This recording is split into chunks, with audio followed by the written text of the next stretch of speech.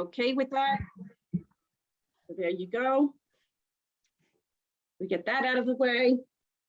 And we have a pretty packed agenda this morning. So what we're going to ask you to do, we have quite a number of people on the phone and on the call. If you could just introduce yourselves in the chat, and that will also serve as our attendance list.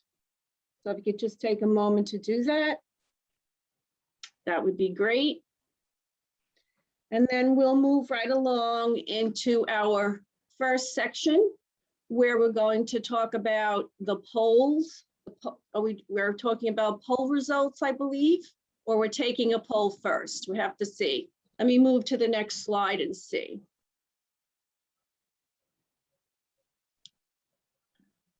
Yeah, we're doing a poll.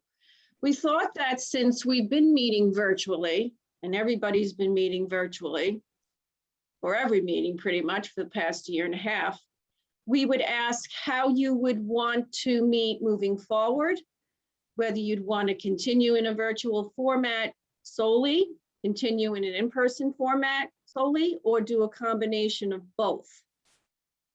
And we'll just take a few minutes to take that poll and see what the results are.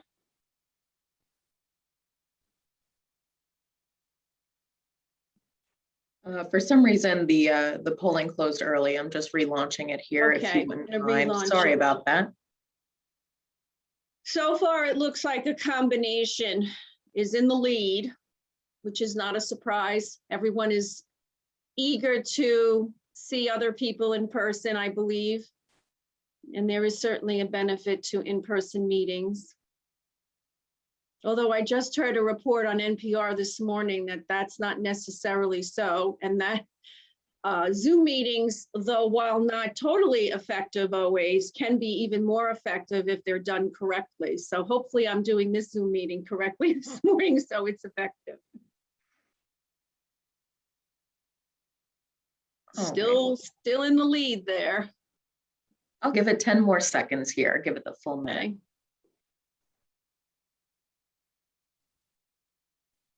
It's interesting. Not many people want to meet in person totally. They want to do it at all. You know, they want to go a hybrid model.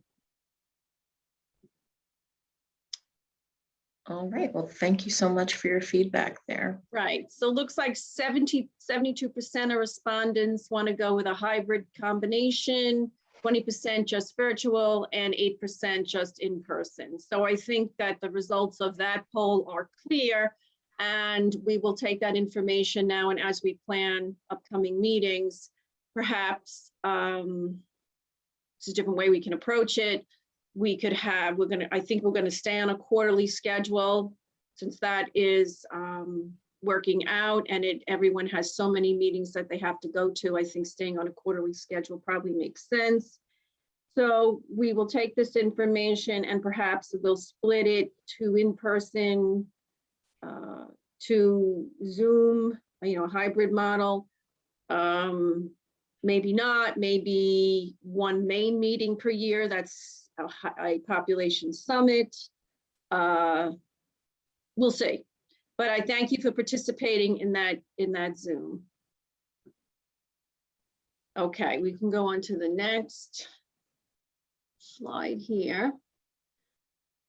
So what we want to do today is talk about the results that we had of the poll back in March. We were trying to find out the level of value that the collaborative brings to everyone, what you were thinking about for the future, given that we just went through a very difficult year and a half and we're still really not out of it.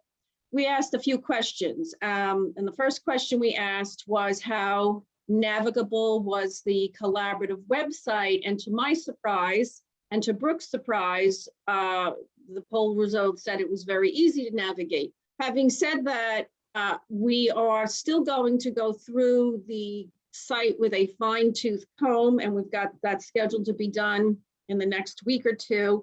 And there's just some updating. I think there's reorganization of some of the information that's on there that will make it even easier to navigate. And so that's one of the changes that we have upcoming in the next couple of weeks, 2 to 3 weeks. That was the first poll. So I'm glad everyone found it easy, but we're gonna make it easier. So that's always a good thing to hear. The next poll, we asked you about 2 questions. What, did you read the collaborative, biweekly collaborative communications, which lists all different events that organizations are sponsoring, different educational, professional educational opportunities, different services that are available to patients and clients. And again, we're to see that a majority are reading that. So that's always good to know that what you're putting together is being read. And so if 88% are reading, that means a good portion of your fellow collaborative members are reading about what you want them to know about. So that's good news.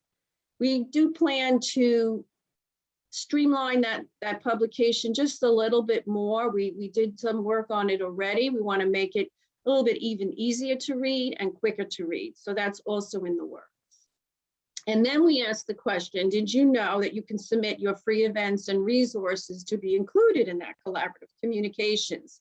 Majority again did know that, but almost the same amount did not know they can do that. So a reminder again to send to us anything that you would want promoted in that collaborative communications, whether again, it's a professional education you're offering, whether it's a service, a free service, a program that you're offering to the community. Maybe it's a food drive that's being held, anything like that that's going to be helpful to the community and to the residents of Long Island. You can send that along to us and we'll include it in there, and we always have a link to further information. So just keep that in mind. So that was the results of the March polls. So next, what we're going to do is, oh, we had one more. Sorry about that. What was the main benefit or main resource that you obtained from your participation in the collaborative? Oops. And let me just move this comment here because I can't see the screen. Data, actually data and health communications and promotion, which I was just talking about, are hand in hand, they're tied. But I believe if we took this poll again, data might eke out a little bit of a leading edge there if we took it again. And we are going to hear later on the results of the 2020 Community Health Assessment Survey. And so I think data certainly has been important all along. It's going to continue to be even more important as we move forward. And I'm glad to see that the health communications and promotions that we're able to offer is also of great benefit, and as is the networking. So we'll move on to the next slide. So I'm talking about the past few slides, what we want to do in order to make the collaborative more meaningful and helpful to the participants. So what we did, Brooke and I sat down and conducted a SWOT analysis. And certainly there's lots of strengths, there's lots of weaknesses, there's lots of opportunities, and there's lots of threats. So in general, this is kind of a general takeaway and conclusion of what we were able to decipher based upon our input together. And that we feel, and I would think most people probably would agree with that, that one of our leading edges is that we are a all-inclusive collaborative. So we're not, what I mean by that is we're not just sector specific. We are the hospitals, the county health departments, all kinds of community-based organizations, the academic institutions, some health plans, libraries, some school districts, some local municipalities, and also some businesses. So I think it makes it a little different, and also speaks to that health in all concept, that health really touches every segment of society and every sector. We've also been very involved, even before it became more mainstream, in looking at the role of social determinants of health. particularly in light of the pandemic. Like that showed us that the inequities are very prevalent among certain communities and certain populations. Health inequities still exist. This is something that the collaborative and its support of the state's prevention agenda has been focused on from the very beginning.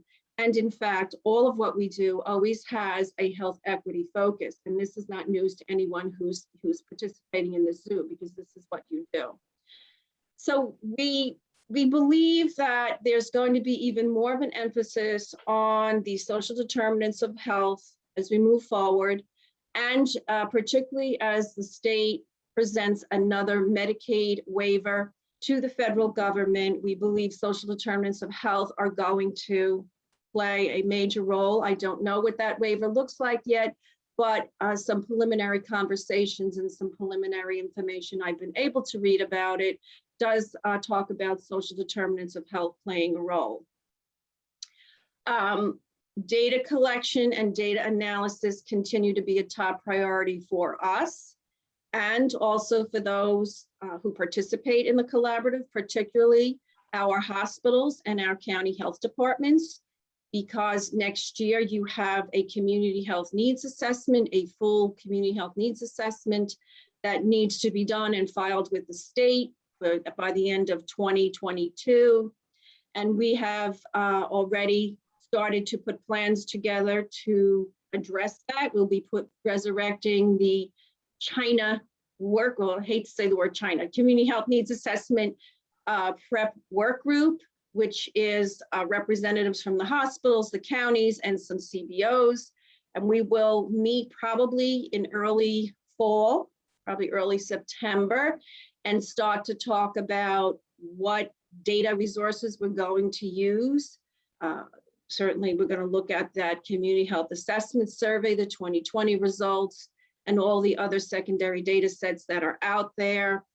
We're going to talk about maybe perhaps we want to jointly hold a town hall via Zoom. I'm not sure. So that group is going to meet, that work group is going to meet and decide on how we want to collect that primary local data. Once that's all done and we do some analysis of secondary data sets, we will determine the data will determine what priorities from the prevention agenda we should collectively work on moving forward in the next 3-year cycle. So that's coming up.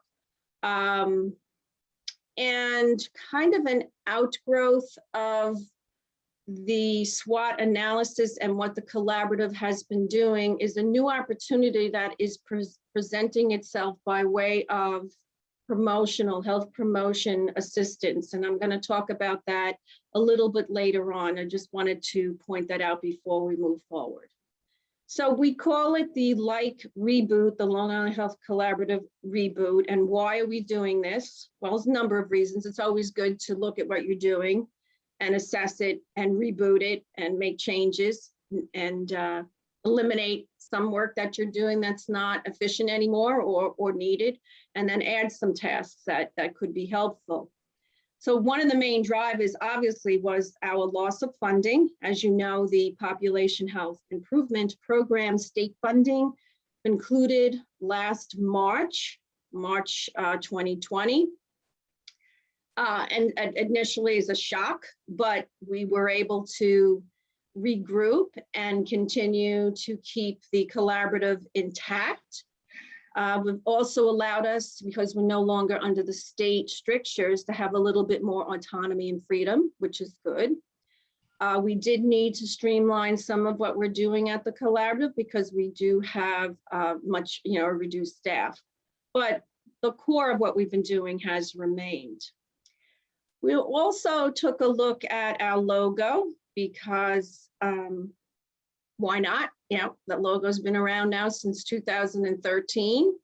And we said we're refreshing and rebooting. So let's look at our logo. And so we did a design to enhance it and ensure that it aligns more cohesively with the other associations with which the collaborative is affiliated. As you recall, the Nassau-Suffolk Hospital Council, which is the association that represents hospitals on Long Island, is managing this initiative, the Long Island Health Collaborative.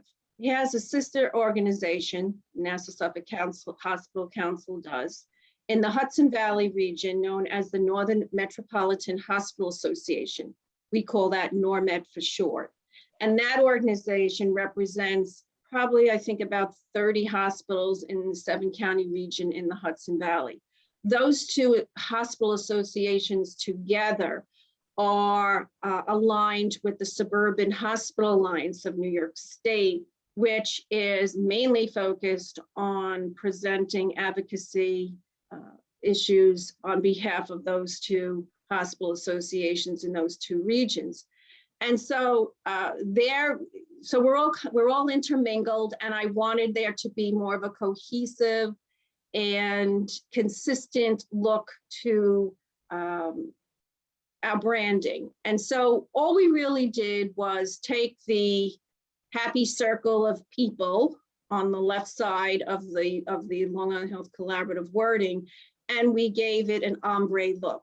And we think it looks good. We like it. We're happy with it. I hope you're happy with it.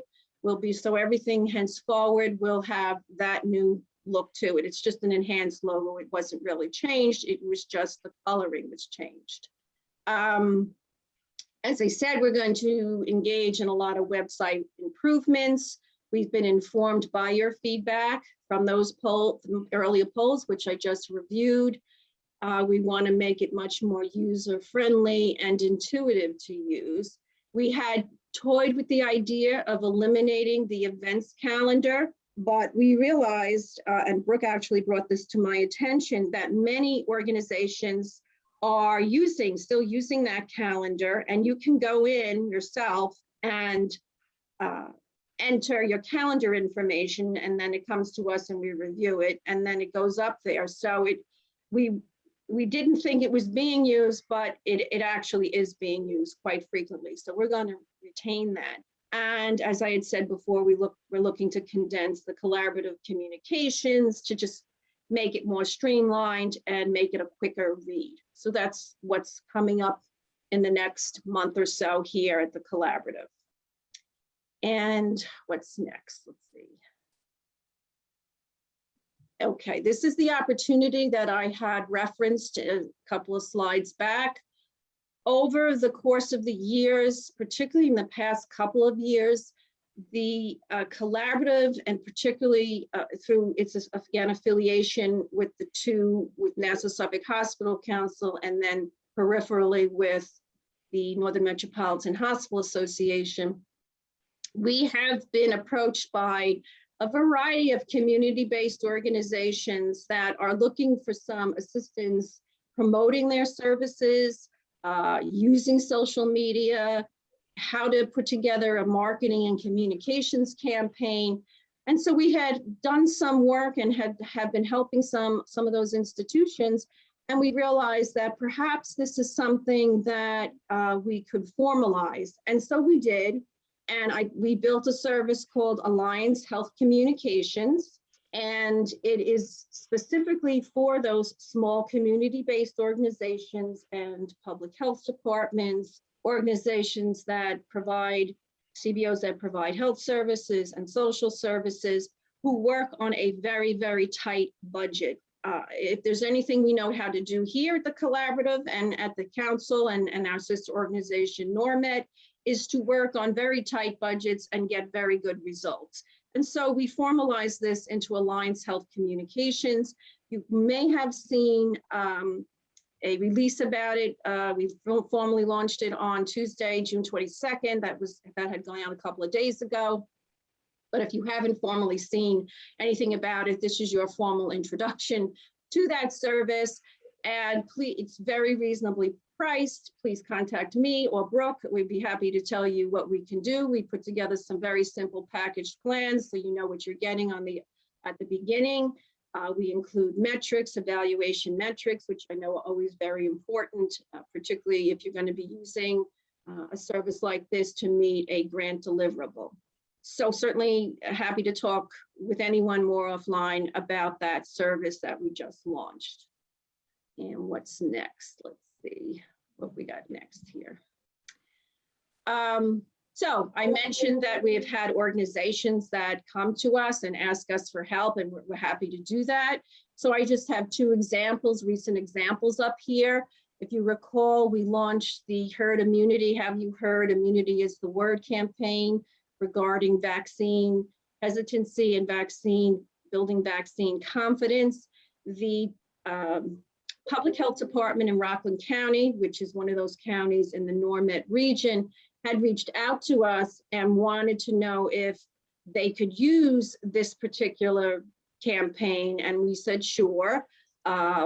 And we co-branded it for them and provided them with a handful of posts and some additional assets, and they were thrilled with that. So that's just kind of one example. I mean, we would have been happy to develop something original, but they were happy with that. We were also contacted by what's known as the Nassau Library Health Share Program, and that is a group of libraries in Nassau who do a lot of health programming, and they've banded together, and I believe the chair of that group may be on the phone, or be on the Zoom call this morning. They reached out to us because they had seen our calendar, one of the reasons why we're keeping the calendar too, and wanted help with promoting the different programs that are offered at libraries, health programs offered at libraries, and social assistance programs. And we all know what a great resource the libraries are. So we offered to design a logo for them, a simple logo to help them feel unified and cohesive, and presented that to them. And I think they were happy with it. And they use that now in their Nassau Library Health Share program that is circulated among the libraries that are participating. And then of course, to the public members in those libraries who would want to avail themselves of the different programs that are offered. So those are just two examples of what we're able to do. Again, all on a very tight budget, but I think we produce some good stuff. So that's an example of what we're doing in that area. Now I'm going to turn the program over to Melissa Bauer, who is the Principal Healthcare Informatics Analyst at DataGen, Healthcare Analytics. And this is the organization that runs our data analysis for us, since we no longer have a data analyst on staff. Thank goodness we were able to avail ourselves of the services of DataGen. And Alyssa is going to present on the 2020 results of the Community Health Assessment Survey. If you recall, this is a survey that collects self-reported information on individual and community perceptions of health needs and health barriers. Also collects some demographic information, and most importantly, identifies the zip code from which the data is being collected. That we've been doing that since 2013. We've amassed at this point, I guess, 16,000 or so surveys. We analyze twice a year. We did not analyze twice last year because everyone knew last year was an outlier and wasn't much programming going on. So we analyzed just for the full year. I just have to make Melissa co-host, so hold on a second here. What else did I want to say about that survey? So, individuals ask, well, who takes the survey and how does it get to people? Well, the way it gets to people obviously is the collaborative. We're constantly pushing it, right, through social media and any which way we can. But it's also dependent upon collaborative members to distribute that.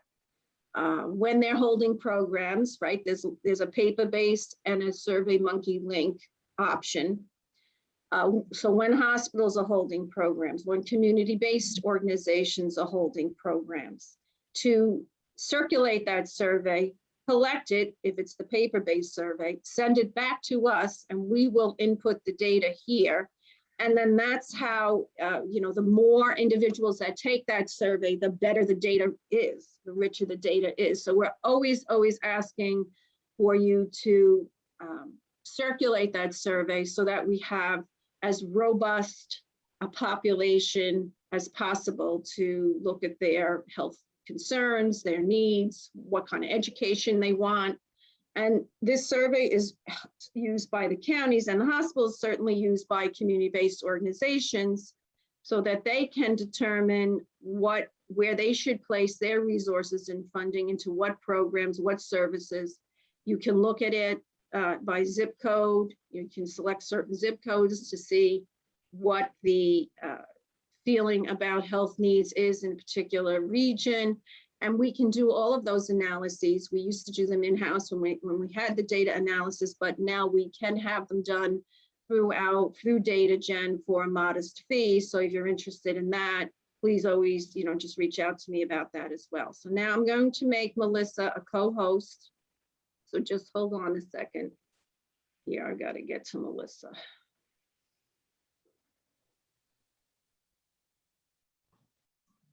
Get to the participants. Let me find Melissa.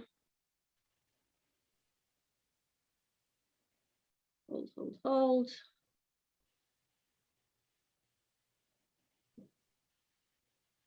Where is she?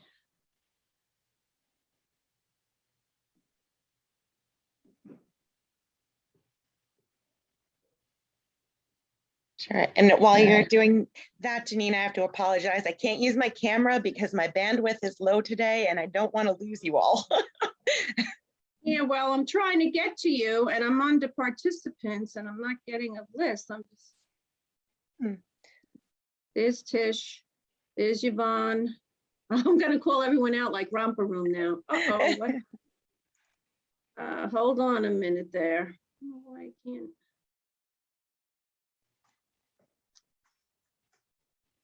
What is it?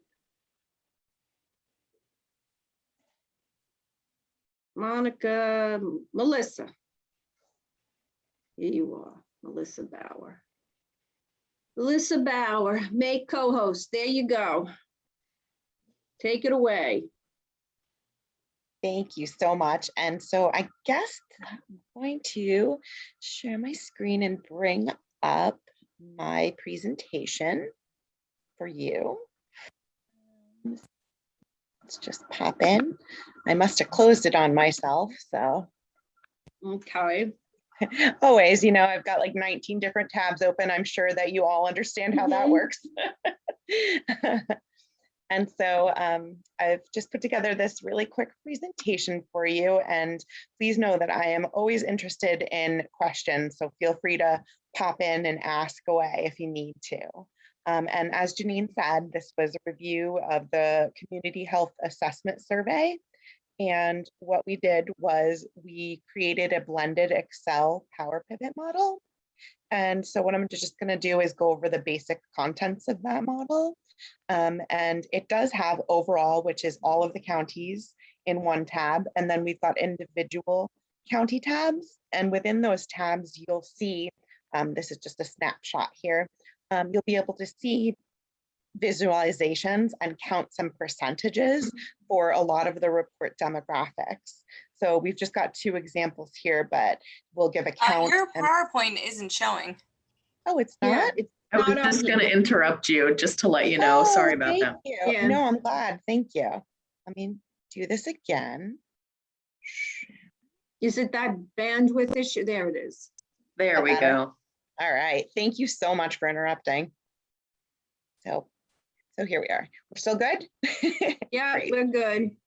Awesome. So as I was saying, it's a blended Excel Power Pivot model. And this is just a snapshot here of the overall tab, which includes all of the county results. And then there are other tabs that show individual counties, so the Nassau and Suffolk counties. But basically those first initial tabs are going to show you a little bit of the report demographic categories. So you'll have the age group count and the county count, in addition to some of the education data and some of the race data. and which we'll look at that later because I'm going to actually open up the model. Another set of the tabs are going to be your question tabs. So I believe it was question 1 through 6, and the title of the question is up on top, and then the answers are in this model set here, which I'll show you later on. You're able to filter, but it gives you your count of respondents and which zip codes they're from, and then the average age of those respondents, and then a count or rank for each of the answers that they received for each question. And so these are data that has, so here you'll see it says 9.41. That's because this particular set of answers answered more than just one time. So the participants were able to answer both asthma, lung, and disease and say child health and wellness as the biggest ongoing health concern. So what we did was we spread those scores across the questions to make it equal. What's nice about this tab is that it is zip code level, and it is also filter capable by county and all of the demographics for which the participants entered into the survey. And so we will again open up. I'm going to see if this will work. I'm going to stop sharing and then do a new share so that you can see the actual model. And that is here. And as you can see, this is more information than that first little snapshot on the PowerPoint I had. But what I really wanted to show you was the capabilities within the tabs for the questions. And so what I wanted to pop into was, say we looked at Nassau County. For this, what are the biggest ongoing health concerns in the community where you live? And because people were able to choose up to 3, you can see the counts for those. Just for an example, Albertson 11507, they had 6 respondents. Their average age was 26, and you can look at the count for all of these rankings. So it appears that cancer for this particular community is the highest concern for that particular community, just based on these things. But what we can also do is say, okay, I want to look at people in this county who have a very low income on the bracket. And then we can look at their counts for each of those sets. The way this works is you're able to just touch. And if you wanted to select 2 groups, you would hold control and then touch. And if you scroll off of it, it will show up in blue. Everything that is selected will be in blue. And to then reset yourself, you would just hit the little X and everything in blue will show back up. So you're unfiltering. And some of the other things that you can filter on in this tab are employment status, the highest level of education, and then the race at the bottom here. And I believe that was it. And then if they had currently had health insurance. So we can look at the set of health insurance if we would like to. And again, there's no little X here. So that's all of the counties that answered, which is a pretty nice thing to have. You can look at all this, it puts together. And this data, you can, if you would like to, you can copy it and then paste it into another document if you're looking to create your own reports. And the same can be said about the data that is in the initial tabs. If you wanted to use this data and plot it in a different way, or if you have data from the last time the survey was done and you wanted to make your own chart, you're more than welcome to copy this and create another chart out of that. You just go back to, and what I also like in this report is this ranking set. So if we're looking at the data, we can look at all of the questions individually and then look at the top 5 answers ranked by percentage and then the value of those percents. So when we look in Nassau County, the biggest ongoing health concern in the community by and far is drug and alcohol abuse, followed by diabetes, cancer, heart disease and stroke, and then mental health, depression, and suicide. What I like to do when I'm looking at this report is I like to go ahead and say, okay, this is question number 1, the biggest ongoing health concern in my community, where drugs and alcohol abuse seem to be the highest rank. I will then go back to question 1, and I will find that drugs and alcohol abuse And then I will look at which county had the highest answer. So I can focus in on that zip code. I'm sorry, county, zip code. And so it looks like I can go ahead and peg through and say, okay, Brookhaven seems to have a higher count than most of the other zip codes that I'm looking at here. Now I do have this filtered, so I'm going to unfilter that. Come on now. But I think that you get the idea that when you look at those rankings, you can then use that to come back here to see in your set which zip codes that might affect. And then what you can do is you can also look at the information of what the particular people's household incomes are, etc. You know, Melissa, it's Janine, if I just might interject for a moment. Absolutely. So that drugs and alcohol question or response, and you filtered down to see what zip code had the most responses, and it was Brookhaven. Sure. That's very interesting because there is a National Institutes of Health study taking place in the town of Brookhaven right now called Sure. Healing Communities. And they selected Brookhaven, the town of Brookhaven, because it has a high incidence of drug and alcohol abuse and concerns. And so even though it's a small number that took the survey from that area, from that zip code, it still correlates with what that study has found in their own research and why they are concentrating on that area. So Sure. that's great to know. Yeah. That is encouraging. That's great to know. And you can do that with all of the questions. And they do have, if you look at the rank, I'm just using Nassau because it's the first tab you can look at again.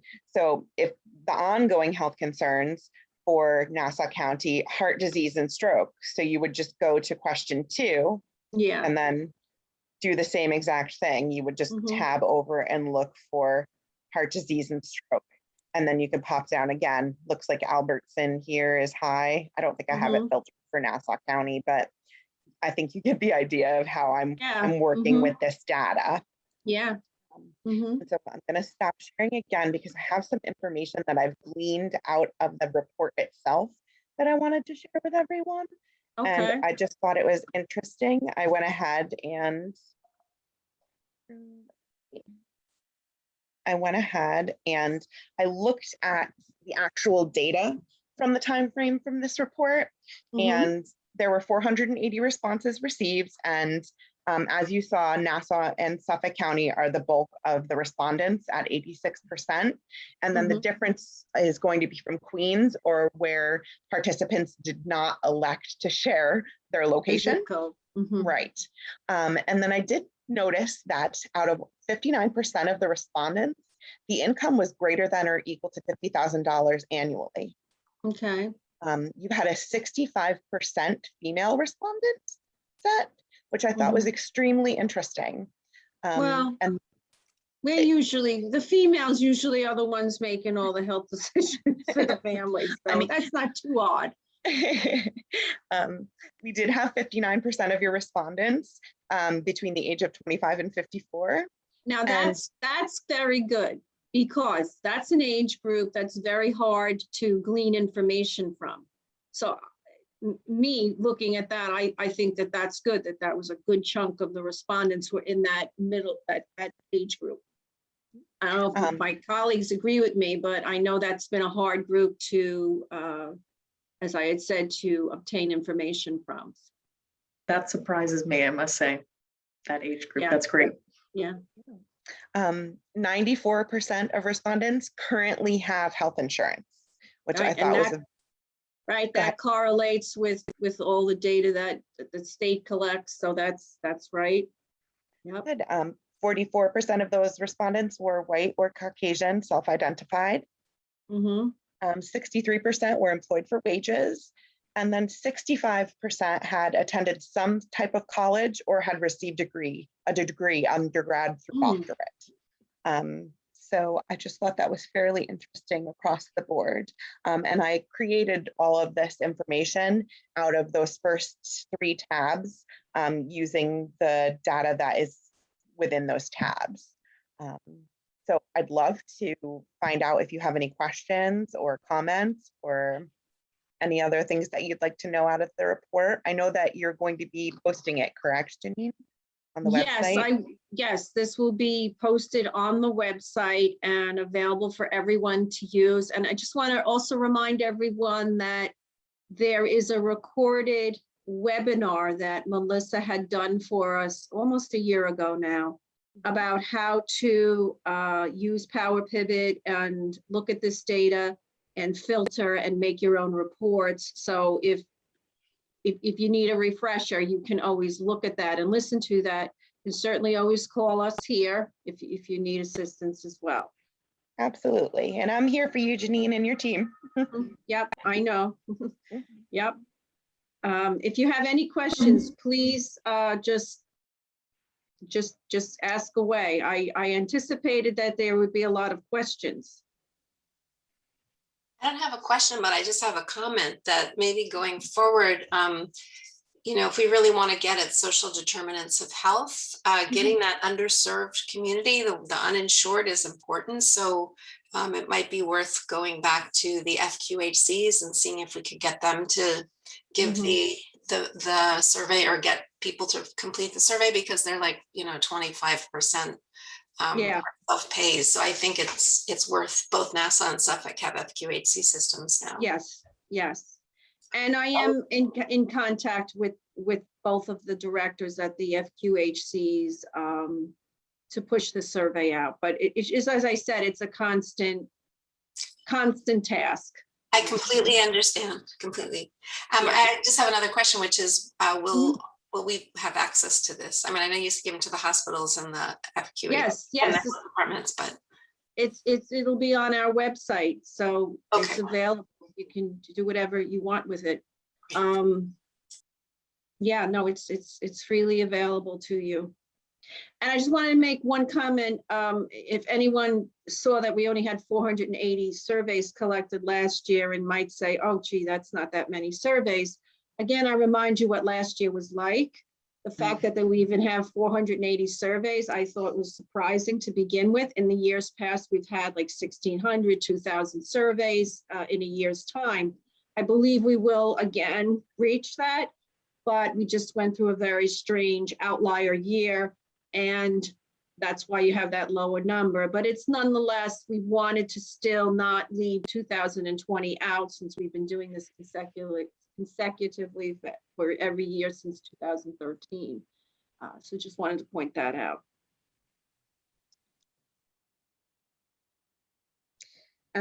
Brooke and I took a look at these analyses for the past 5 years, 16, 17, 18, 19, 20, because we wanted to see, have the top rankings changed dramatically, what's been going on. And I don't have it before me, but if I looked at it last week, if I recall, and Brooke, correct me if I'm wrong, it looked like cancer was consistently up there for most of the years as the #1 concern of the community. Do you recall that? I'm actually going to pull it up here right now, just so we can take a look. This was just our own informal query. We were just curious to see what's going on in terms, since it's over trends over time. And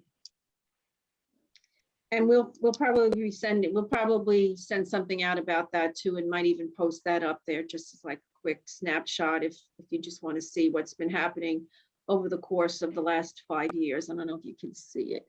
just one comment about the cancer. Yeah. Stony Brook Cancer Center, we also, our Community Outreach and Engagement Office has a community needs assessment for cancer specific. So I put in the chat the link to that survey.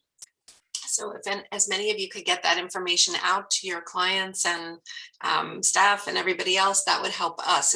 It's similar, but it will drill down on what the cancer are. And I was wrong. It isn't cancer that popped up. I don't know why I thought that. I thought I read that. For 2020. In 20, it was a Oh, pretty 2020. popular answer, yeah. And, oh, okay, that's what it was. Okay. So, oh, yeah, so you can see drugs and alcohol has consistently been a concern. No insurance, no insurance, no insurance, which is a little, well, that's a little counterintuitive because we have a 95% or 94% insurance rate. So that question, if you probably dig deeper, it might be individuals that have insurance, but maybe they have high deductible plans and the insurance isn't covering when they access services, or they don't really know how to use their insurance. So that perhaps would require a little bit more in-depth investigation, but that's interesting. And There may have been unemployed people too during the Could be pandemic who unemployed. lost their insurance. yes. True. And then not interesting, I think makes sense. That very last question, I can't really, it's where you get your information, health information, and it's the doctor and health profession. So that's good. No one, the internet didn't rise to the top.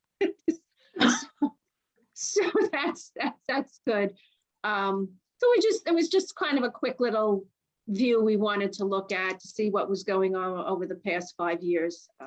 And we'll make that available too. We might look at, I think we just looked at one question at this. So we looked at the 5 questions. We didn't break it down by age group. We didn't look at it by ethnicity or any of that. We certainly could do that if we wanted to. But for right now, we thought we would just take a look at this. You certainly could pull out any kind of specialized data that you would want Mhm. from, Mhm. because 16 through 20 will be available on the site as of after Yeah. this meeting. Yep, be available on the site. Melissa, anything else that you can enlighten us about? Sure, it's easier for me to talk instead of type, but we've got a question that said, it's great that the data is available at the zip code level, but given the low numbers of respondents in the individual zip codes, is it valid to interpret the data at that level? And That's a question for you to Yes. answer. Yeah. And so what I would say is it is not a statistically valid set of data. But what it does do is it helps us look at what the community is saying. And even though the data is low in numbers, it gives us a little snapshot. And as Janine was saying before, it appears to correlate with the data that's been collected elsewhere. And so what it's doing is just giving us a little bit way to look into how the people in the community are feeling and what their thoughts and information are on a lower level. And I can say that as the year goes on, I believe that we'll most likely have many more respondents in the next set of data. This was a lower turnout, as Janine said, and I do also believe that it was due to the COVID issue.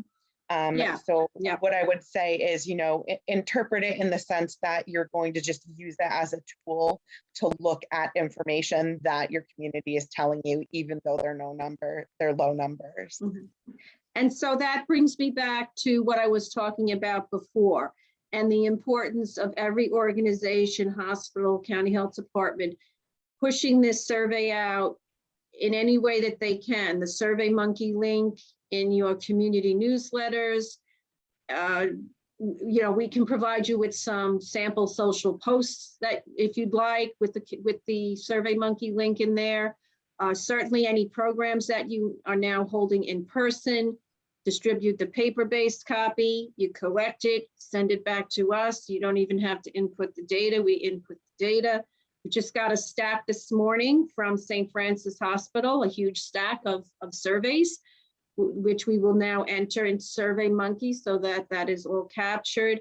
And so really, as I had said, the data that comes out is only as good as the data that goes in, and the more individuals that we can get to take the survey, the more valid the results. Well, I don't want to say valid, but that's not the right word, but the better or the richer the data will be that comes out at the other end.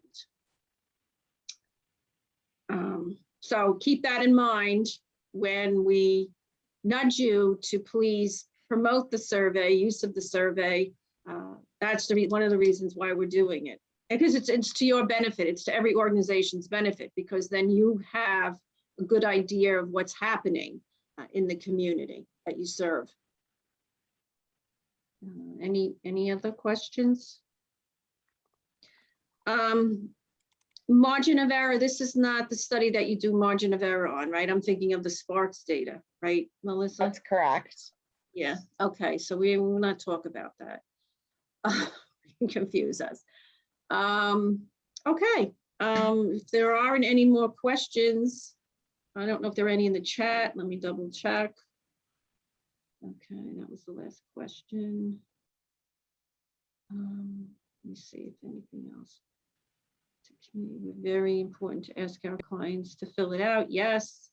Okay.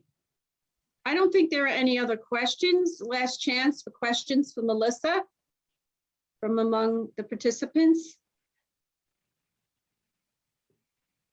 And again, a reminder that the results from this year's, or from the 2020 survey, will be one tool or one data source that can be used for the hospitals and the counties when they're working on their community health needs assessment, when they're looking to see, well, what are the needs of the community? It's just one source, one tool. Other tools are going to be the Sparks hospitalization data. You're going to look at eBurfis data. You're going to look at NHANES data, American Community Survey data.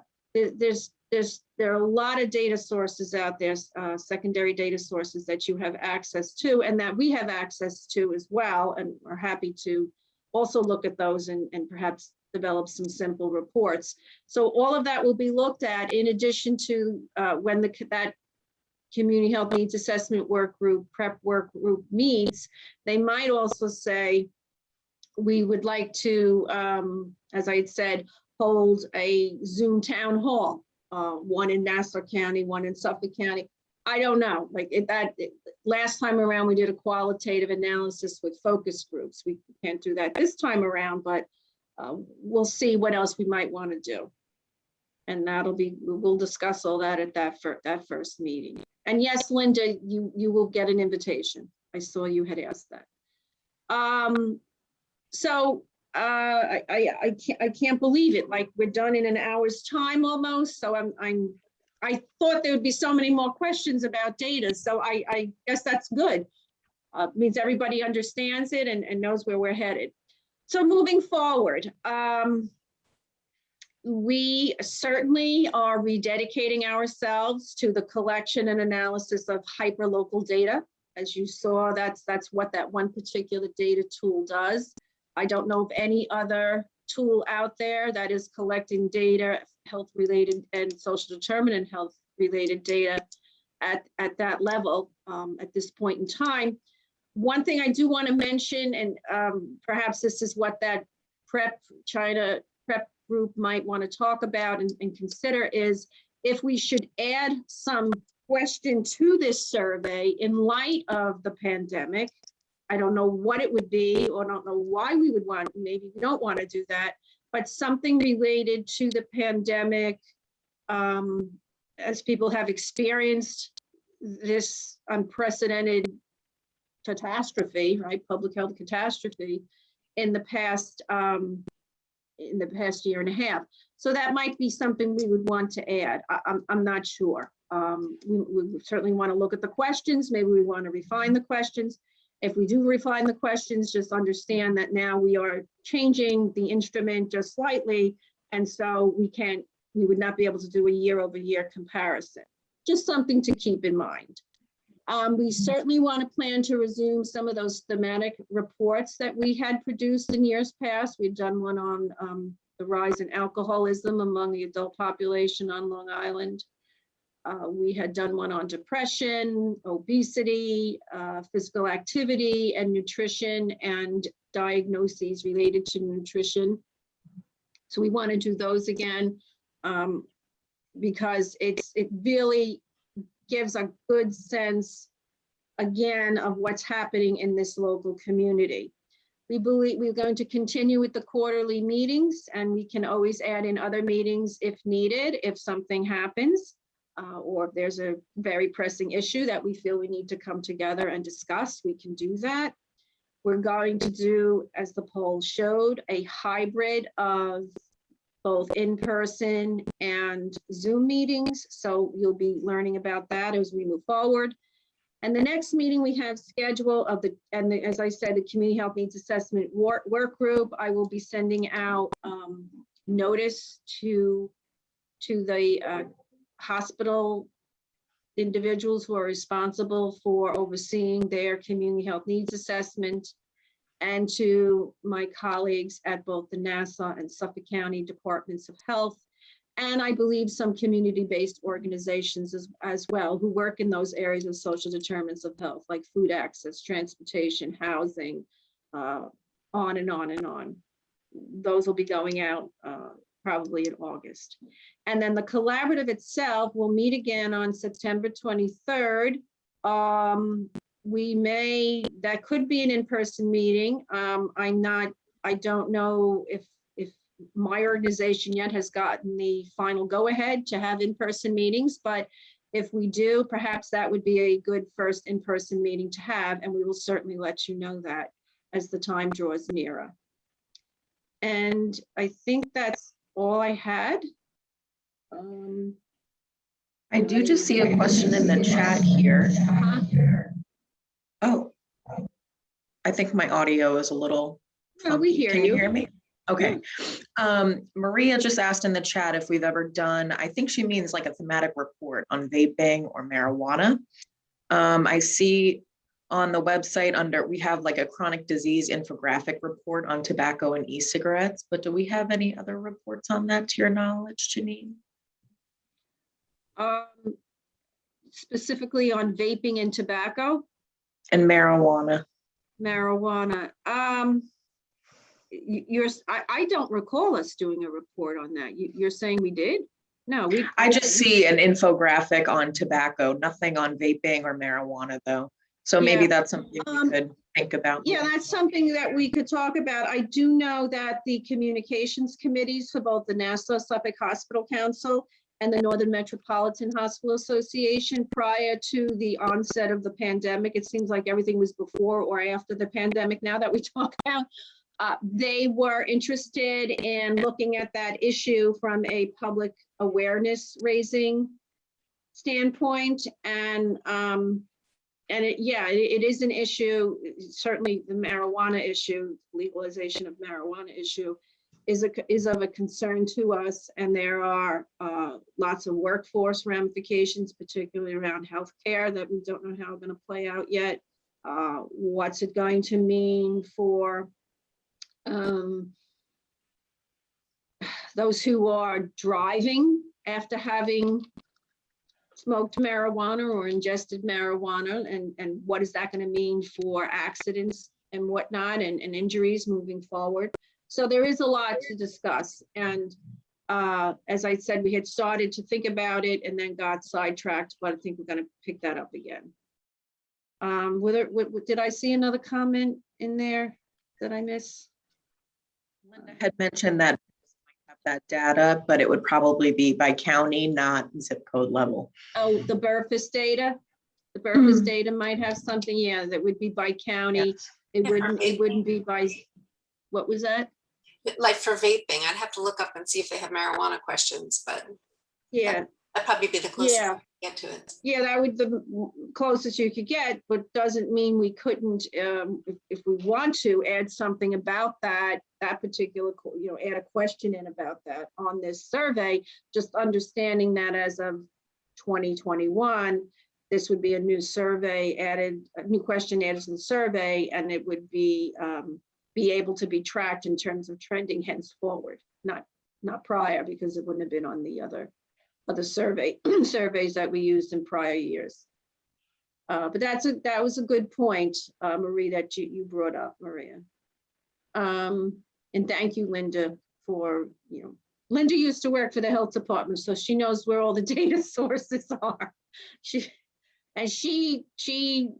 produced the community health needs assessments for her county for many years. So she's very aware of what this is all about. So I think that's it. I can't think of anything else. If there's any other discussion, I left time open if we've had discussion from among members. anything that you'd like to talk about, feel free to do that. I know it's a little difficult in a Zoom format to have a free-flowing conversation, but it is doable, and we've realized that over the past year and a half. So I invite anyone who has anything that they'd like to offer or discuss, please do so. We're open to anything and any kind of comment that you might have or suggestion. No? Am I going to be able to give everyone back an hour? Is that what this is turning out to be? Not quite an hour, but 20 close minutes. to an hour? Yes, okay. Well, then I don't hear any other questions.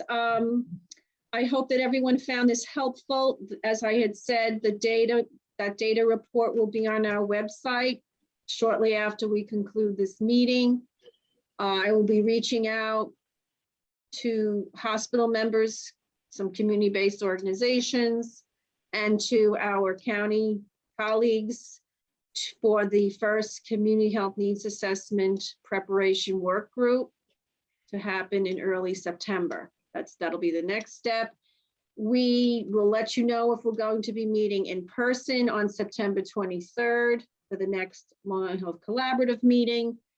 Hopefully we can meet in person, which would be wonderful, just for everyone to see one another again. And I guess that's it. And we're always here, always reach out to us. We do our best to get back to you as quickly as we can and help you in any way that we possibly can. Janine, just one thing to add, since cancer's coming up as a pretty popular response, if anybody has cancer questions, ideas, issues they want to be researched, please reach out to me, because I work at Stony Brook Cancer Center, and our role in our office is to sort of be the liaison between the community and getting the community needs communicated to the researchers so they can do research on what the concerns are of the community. So people can feel free to reach out to me if they have a feeling of the pulse among their membership of something that's important to them. Please let me know. Well, yes, and certainly that particular survey on cancer will provide much more in-depth analyses behind that answer that we have as to why cancer is a concern. And Linda, I thought you were retired. I was, but I went back to work part-time. Best of both worlds. Couldn't stay away. I want to do something good for society. Yeah. Well, we're glad to have you. Yes. Excellent. Thank you. All right. Any other suggestions, concerns? If not, I'm going to conclude the meeting and we will be in touch. Thank you, everyone. Thank you. Thank you. Thank you. Thanks so much, Melissa. No Thank problem. you. Thanks, Melissa. You're the Thank best. you. Take care. Bye.